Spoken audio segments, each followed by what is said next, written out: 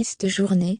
Ce jeudi 24 mars, des stars de la télé dont Denis Brognard et Nico Zaliaga étaient présents à l'église Notre-Dame de Grâce de Passy pour dire adieu à leur ami Laurent Vimont, PDG de Century 21, mort brutalement à 61 ans. Voir un proche mourir est toujours douloureux, qui plus est, quand ce dernier avait encore une bonne partie de la vie devant lui, mais que le destin en a décidé autrement. Ce jeudi 24 mars avaient lieu les obsèques de Laurent Vimont, proche de grandes stars de la télévision française. Famille et amis se sont réunis en l'église Notre-Dame de Grâce de Passy en région parisienne, pour accompagner l'homme d'affaires dans son dernier voyage.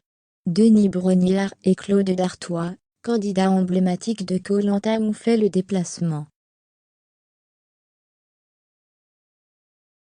Nico Zaliaga et Xavier Demoulin, présentateurs de l'info sur M6, étaient eux aussi sur place, pour soutenir le clan dans la douloureuse épreuve du deuil.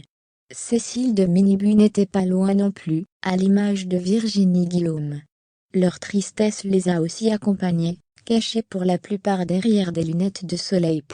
Laurent Vimont est mort le 11 mars dernier, emporté par une crise cardiaque foudroyante à seulement 61 ans.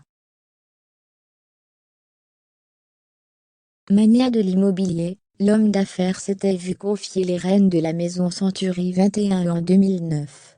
À l'époque de l'attribution de cette nouvelle mission, Laurent Vimont n'était pas un novice dans le milieu. Sa carrière avait débuté en 1984 comme conseiller commercial. En gravissant les échelons un à un, Laurent Vimont était devenu l'une des valeurs sûres de la marque, raison pour laquelle le statut de PDG avait fini par lui être attribué.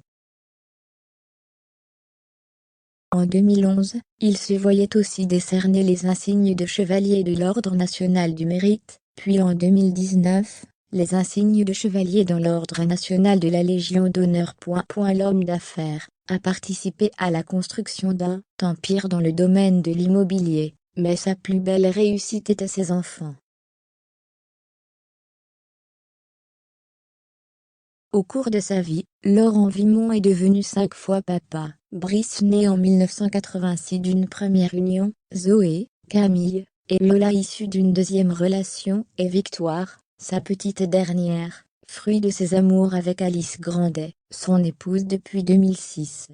C'est en larmes, mais entourée des siens, que la jeune veuve a dit adieu à son dernier amour, qu'elle n'oubliera jamais, et après lequel elle va devoir apprendre à reconstruire.